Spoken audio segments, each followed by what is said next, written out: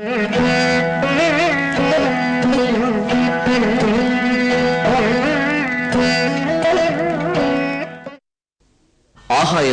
நாம் இரவும் பகலும் பார்த்து கொண்டே இருக்கிறோம். அது நீலவர்ணம் கொண்ட மிகப்பெரிய விண்வெளியாக நமக்கு தெரிகிறதே தவிர அது எப்பேற்பட்டது, அதன் எல்லை எது என்பது புரியாத புதிராகவே இருக்கிறது. அது எல்லை இல்லாதது, ஆனால் எல்லை உள்ளது போல் காணப்படுகிறது. எல்லை இல்லாததும் உருவமற்றதுமாக விளங்கும் மிகவும் சக்தி வாய்ந்ததைத்தான் நாம் பரம்பொருள் என்கிறோம். அந்த பரம்பொருளாகிய கடவுளின் அம்சங்களாக நாம் இருக்கிறோம். அவரது பிரதிநிதிகளாக இந்த பிரபஞ்சத்தில் சூரியன், சந்திரன் எனும் நவக்கோள்களில் கண்களுக்கு புலப்படுவையாகவும் அங்காரகன், புதன், குரு எனும் பிரகஸ்பதி, சுக்கிரன், ராகு, கேது எனும் கோள்கள் நமது கண்களுக்கு புலப்படாதவைகளாகவும் இருக்கின்றன. இந்த நவக்கோள்களுக்கும் அதிபதிகளாய் நவநாயகர்கள் இருந்து கொண்டு மனித வாழ்க்கையில் நமக்கு நன்மைகளையும் அவ்வப்போது தீய பலன்களையும் அளித்து வருகிறார்கள். உலகத்து உயிர்களின் புண்ணிய பாவத்துக்கு ஏற்ப பலாபலன்களை தமது சஞ்சாரத்திற்கேற்ப அந்தந்த உயிர்களுக்கு கொடுத்து வருகிறார்கள். நவகிரகங்களின் வழிபாடு ஆகமங்களில் சொல்லப்படுவதால் கிரியாபாதமான சிவபூஜையில் நவகிரக வழிபாடு இடம்பெற்றிருக்கிறது.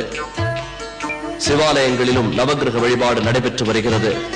ஆலயங்களில் கர்ப்பகிரகத்தின் வடகிழக்கு பாகத்தில் தான் நவகிரக பிரதிஷ்டை செய்யப்படுகின்றது. இந்த நவகிரகங்கள் சிவபெருமானை வழிபடும் பக்தர்களுக்கு நல்லதை செய்பவர்களாக இருக்கிறார்கள். இதனை திருஞான சம்பந்தர் கோளறு பதிகத்தில் வேயுறு தோழிபங்கன் விடம் உண்ட கண்டன் மிக நல்ல வேளை தடவி மாசு அறு திங்கள் கங்கை முடிமேல் அணிந்து என் குணமே புகுந்த அதனால் ஞாயிறு திங்கள் செவ்வாய் புதன் வியாழன் வெள்ளி சனி பாம்பு இரண்டும் உடனே ஆசரு நல்ல நல்ல அவை நல்ல நல்ல அடியார் அவர்க்கு மிகவே என்று கூறுகிறார். நமது கர்ம பலன்களுக்கு ஏற்ப நவகிரகங்கள் நன்மையும் தீமையும் விளைவிக்கின்றன. இந்த நவகிரகங்களின் சஞ்சாரத்திற்கு அகப்படாத உயிர் வகைகளே எதுவும் இல்லை. தேவர், மூவர், முனிவர்கள் கூட நவகிரகங்களை கண்டு அஞ்சியதாக புராணங்கள் கூறுகின்றன. சிவபெருமான் சுடலையில் ஆடியதும், பிரம்மன் தலை அறுபட்டதும், கண்ணன் உரலிலே கட்டப்பட்டதும், ராமபிரானின் வனவாசமும், பஞ்ச பாண்டவர்களின் அஜ்ஞாத வாசமும், இந்திராதி தேவர்கள் பானுகோபனால் சிறைப்பட்டதும் இந்த நவகிரகங்களின் சஞ்சாரத்தினால்தான். பார்வதி தேவியின் தசமகா வித்தைகளில் ஒரு வித்தையின் அம்சமான ஸ்ரீ ராஜமாதங்கி தேவியை வழிபட்டவரும் மந்திர தந்திர சாஸ்திரங்களை முழுமையாக கற்று நவகிரக கீர்த்தனைகளை அருளிய ஸ்ரீ முத்துசுவாமி தீட்சிதர் அவர்கள் கிபி 1775 ஆண்டு திருவாரூரில் அவதரித்தவர்.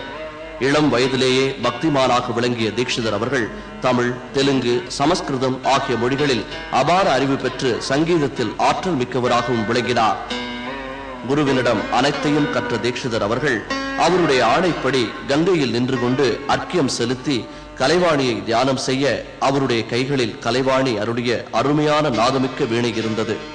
இதுவரை உலகத்திலேயே இல்லாத வினோத வீணையாக அது அமைந்திருந்தது. வீணையின் யாழிமுகம் மேல் நோக்கியும் வீணை குடத்தின் கழுத்தில் ஸ்ரீராம் என்றும் எழுதப்பட்டிருந்தது.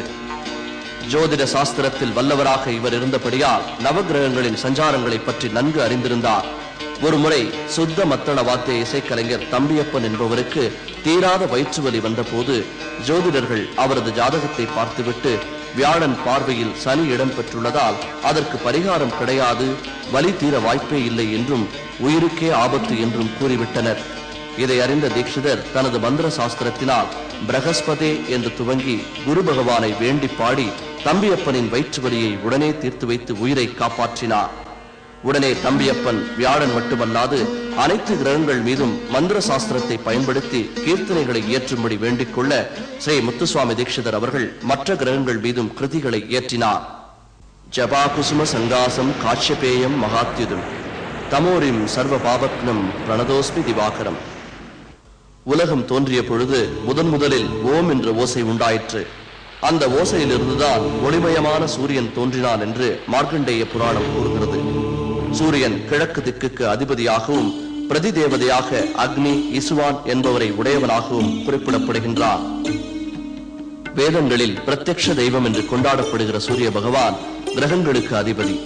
உபனிஷதம் எல்லாம் சூரியனிலேயே தோன்றி சூரியனிலேயே லயிக்கிறது என்று கூறுகிறது. உலகில் சூரியனை காட்டிலும் அதிக ஒளி தருவது வேறெதுவும் கிடையாது. சூரியனுக்கு சக்யா, சாயா என்ற இருவரும் மனைவிமார்கள். யமன், சனீஸ்வரன், அஸ்வினி தேவர், சுக்ரீவன், கர்ணன் முதலானோர் புத்திரர்கள். யமுனை, பத்ரை இருவரும் அவரது புத்திரிகள். சூரிய பகவான் தன்னை வழிபடுபவர்களின் கண் நோய், இருதய நோய், காமாலை முதலியவற்றை போக்கி உடல் நலத்தை அளிப்பவராகவும் கவலைகளையும் பகையையும் போக்கி நினைத்த காரியங்களை முடித்து வைப்பவராயும் விளங்குகின்றார் என்று அதர்வண வேதத்தில் குறிப்பிடப்பட்டுள்ளது.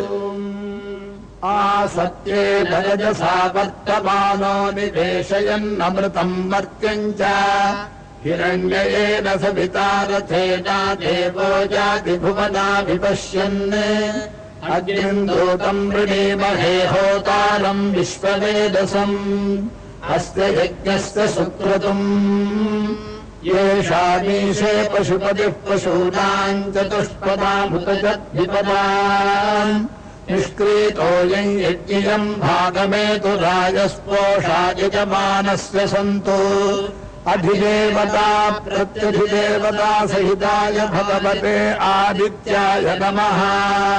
இதே போன்று ஆதித்ய ஹிருதயத்திலும் அகத்திய மாமுனிவர் சூரிய பகவானின் பெருமைகளை ராமபிரானிடம் எடுத்து கூறி ராவணனோடு போர் செய்யும் பொழுது சோர்வடையாமல் இருக்க வழிவகை செய்கிறார்.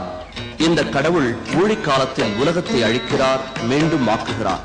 காக்கும் தெய்வமாகிய சூரிய பகவான் உலகில் எல்லாவற்றையும் நினைத்த மாத்திரத்தில் வற்றச் செய்பவர். தமது சக்தியினால் எரிக்கும் தன்மையுடைய இவர் தமது கதிர்களால் மழையையும் பொழியச் செய்கிறார். அனைத்து உயிர்களும் உறங்கும் போது அந்தர்யாமியாக இருந்து விழித்துக் கொண்டிருக்கிறார். இவரே வேள்வி, வேள்வியின் பயனும் இவரே என்று அகத்தியர் ராமபிரானுக்கு எடுத்துக் கூறுகிறார். தேவர்கள் அமுதம் கடைந்த பொழுது ராகு மறைவாக வந்து அமுதத்தை உண்கிறார். அதை கண்ட சூரிய பகவானும் சந்திர பகவானும் மற்றவர்களுக்கு காட்டுகிறார்கள். அப்போது பாம்பின் வடிவுடைய ராகு துண்டிக்கப்படுகிறார். அந்த கோபத்தில் சந்திரனையும் சூரியனையும் ராகு பீடிக்க தொடங்குகிறார். இதனால் கிரகணம் அடைந்த சூரிய பகவான் உலகமெங்கும் ஆற்றுவதற்கரிய வெப்பத்தை உண்டாக்கி எரித்து விடுகிறேன் என்று கூறி மறைந்துவிட, பிரம்மதேவன் காசியபருக்கு வினதையிடம் பிறந்த அருணனை சூரியனுடைய தேரின் முன் அமர்ந்து வெப்பக்கதிர்களை தாங்கிக் கொள்ளும்படி பணிக்கிறார். அவ்வாறே அவன் சூரியனுடைய ஒளியை தான் இழுத்துக் கொண்டு மறைகிறார். பிறகு சூரியனின் வெம்மை தணிந்ததாக வரலாறு கூறுகிறது. இப்பேற்பட்ட உலகுக்கு ஒளி தரும் சூரிய பகவானை பற்றி ஸ்ரீ முத்துசுவாமி தீட்சிதர் அவர்கள் தமது கீர்த்தனையில் சூரிய